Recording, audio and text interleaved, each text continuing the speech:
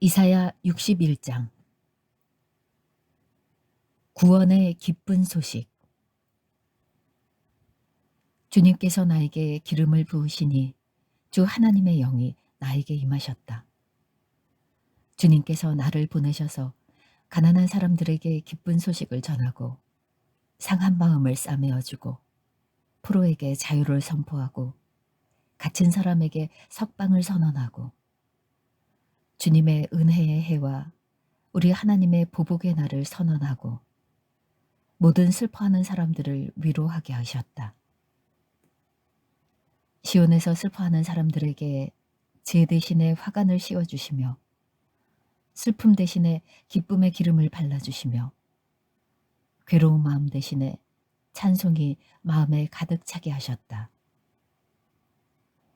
그리하여 사람들은 그들을 가리켜 의의 나무, 주님께서 스스로 영광을 나타내시려고 손수 심으신 나무라고 부른다. 그들은 오래전에 황폐해진 곳을 쌓으며 오랫동안 무너져 있던 곳도 세울 것이다.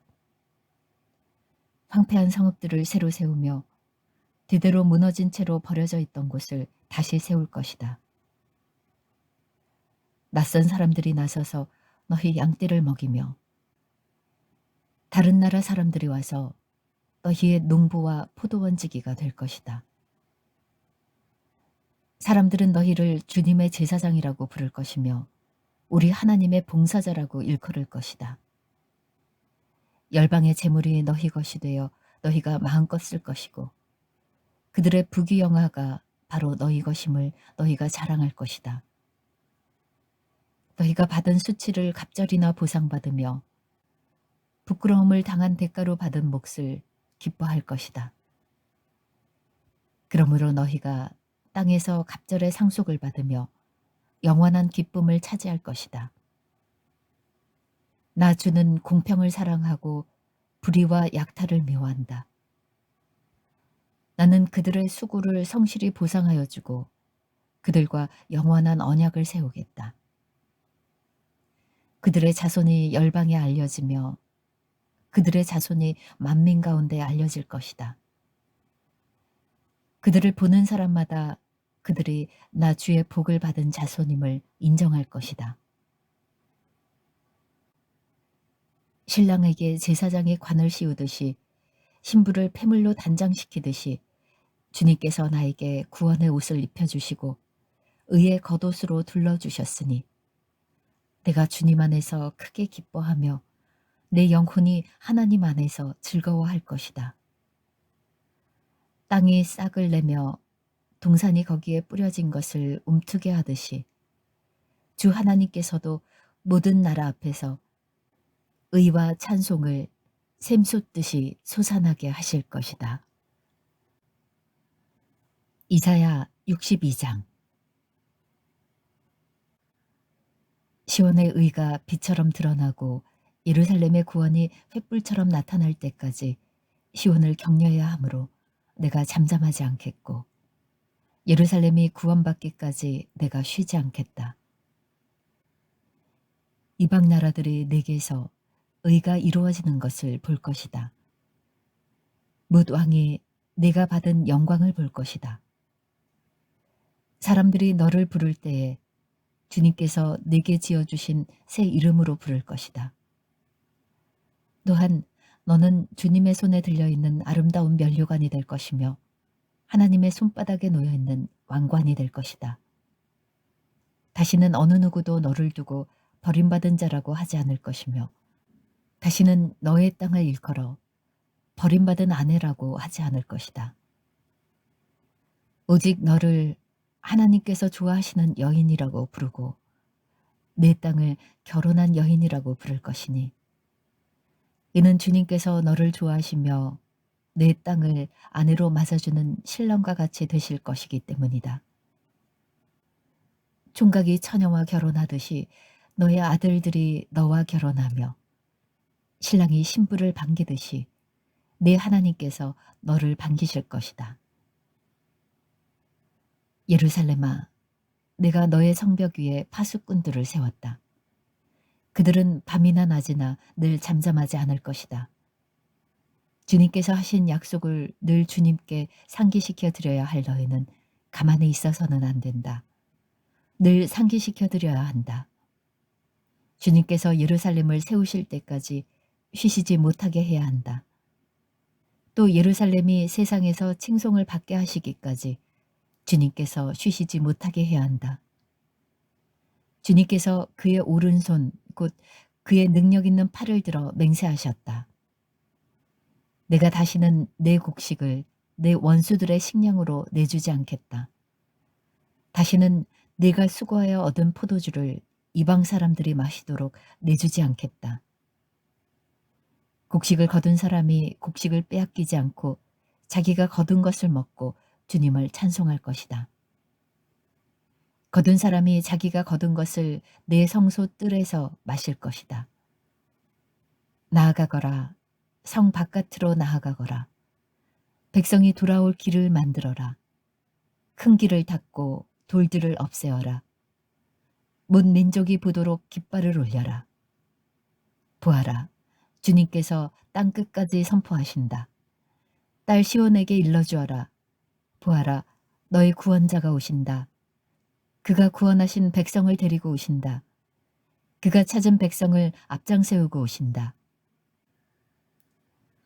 사람들은 그들을 거룩한 분의 백성이라 부르며 주님께서 속량하신 백성이라 부를 것이다.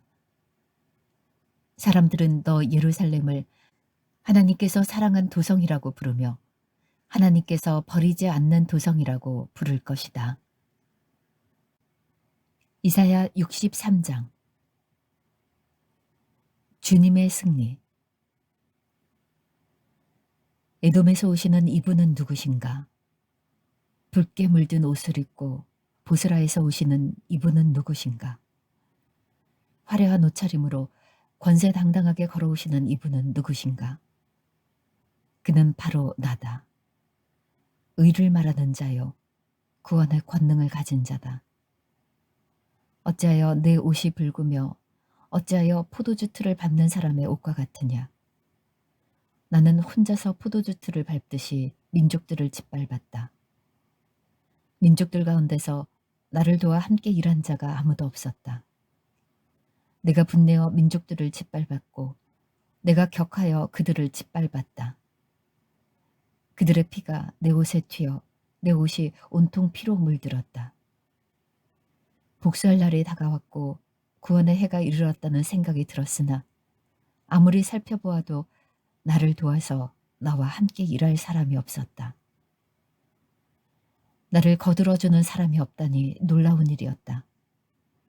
그러나 분노가 나를 강하게 하였고 나 혼자서 승리를 쟁취하였다. 내가 분노하여 민족들을 짓밟았으며 내가 진노하여 그들이 취하여 비틀거리게 하였고 그들의 피가 땅에 쏟아지게 하였다. 이스라엘에게 베푸신 주님의 선하심. 나는 주님께서 베풀어 주신 변함없는 사랑을 말하고 주님께서 우리에게 하여 주신 일로 주님을 찬양하였습니다. 주님께서 우리 모두에게 베푸신 은혜, 그의 긍휼과 그의 풍성한 자비를 따라서 이스라엘 집에 베푸신 크신 은총을 내가 전하렵니다. 주님께서 이르시기를 그들은 나의 백성이며 그들은 나를 속이지 않는 자녀들이라 하셨습니다.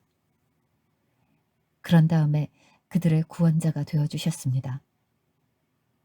주님께서는 그들이 고난을 받을 때에 주님께서도 친히 고난을 받으셨습니다. 천사를 보내셔서 그들을 구하게 하시지 않고 주님께서 친히 그들을 구해주셨습니다. 사랑과 긍휼로 그들을 구하여 주시고 옛적 오랜 세월 동안 그들을 지켜들고 안아주셨습니다. 그러나 그들은 반역하고 그의 거룩하신 영을 근심하게 했습니다. 그러므로 그는 도리어 그들의 대적이 되셔서 친히 그들과 싸우셨습니다. 그들은 지난날 주님의 종 모세의 날을 생각하며 물었습니다. 그의 백성, 곧 양떼의 목자들을 바다로부터 올라오게 하신 그분이 이제는 어디에 계시는가? 그들에게 그의 거룩한 영을 넣어주신 그분이 이제는 어디에 계시는가? 그의 영광스러운 발로 모세를 시켜서 오른손으로 그들을 이끌게 하시며 그들 앞에서 물을 갈라지게 하셔서 그의 이름을 영원히 빛나게 하신 그분이 이제는 어디에 계시는가? 말이 광야에서 달리듯이 그들을 깊은 바다로 걸어가게 하신 그분이 이제는 어디에 계시는가? 주님의 영이 그들을 마치 골짜기로 내려가는 가축떼처럼 편히 쉬게 하시지 않았던가? 주님께서 이렇게 주님의 백성을 인도하셔서 주님의 이름을 영광스럽게 하셨습니다. 자비와 도움을 구하는 기도. 하늘로부터 굽어 살펴주십시오. 주님이 계시는 거룩하고 영화로우신 곳에서 굽어 보아 주십시오. 주님의 열성과 권능은 이제 어디에 있습니까? 이제 나에게는 주님의 자비와 긍휼이 그쳤습니다. 주님께서는 우리의 아버지이십니다. 아브라함은 우리를 모르고 이스라엘은 우리를 인정하지 않는다 하여도 오직 주 하나님은 우리의 아버지이십니다. 옛적부터 주님의 이름은 우리의 속량자이십니다. 주님, 어찌하여 우리를 주님의 길에서 떠나게 하시며 우리의 마음을 굳어지게 하셔서 주님을 경외하지 않게 하십니까? 주님의 종들, 곧 주님의 유산인 이 지파들을 보셔서라도 돌아와 주십시오.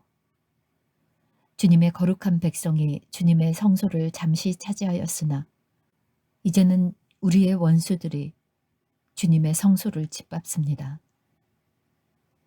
우리는 오래전부터 주님의 다스림을 전혀 받지 못하는 자같이 되었으며 주님의 이름으로 불리지도 못하는 자같이 되었습니다.